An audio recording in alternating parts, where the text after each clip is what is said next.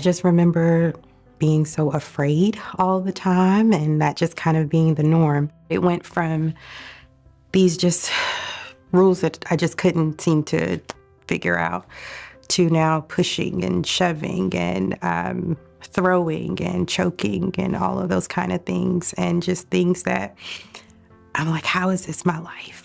It had got so bad to the point one time I contemplating if I was no longer here, then he could just raise my children.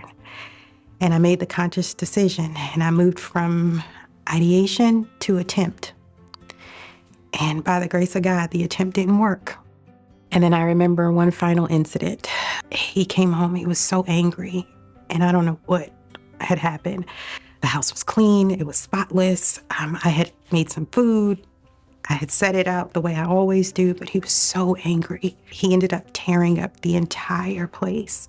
The police came. The officer said something to me that just changed my life forever. And I believe that this was the catalyst that caused me to be able to get the courage to leave. And he said, Elizabeth, I know we've done this so many times, but I want to say this to you. He said, the next time I come here, it will not be to just get you guys separated and bring the peace for a moment. He said, I guarantee you the next time I come back, it would be to put you in a body bag and to put your children in foster home. Do you understand me?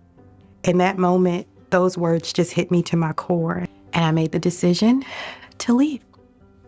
And that's where I was. I had 2 weeks to kind of get everything together. I had a victim's advocate from Safe Homes who was so kind and just reached out and helped me because I was terrified. I thought for certain I was going to lose my children because DSS was involved.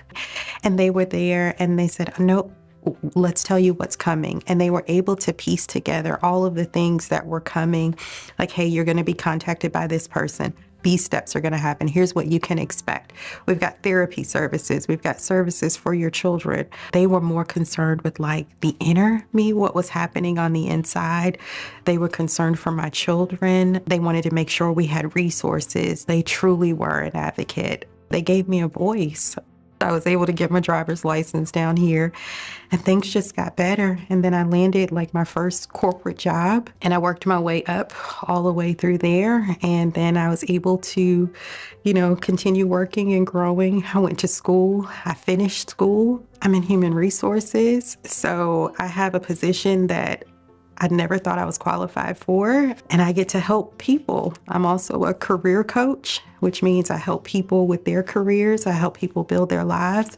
I help women who are struggling build their resumes, go through interview skills, any way I can serve them. I pray for them. I minister to them. I just want them to see that there's hope. I'm married now. I have 4 beautiful, amazing children and such a loving husband. He is just nothing like I could have ever imagined that I would have. I'm just truly blessed. I am. God has favored me. He really has.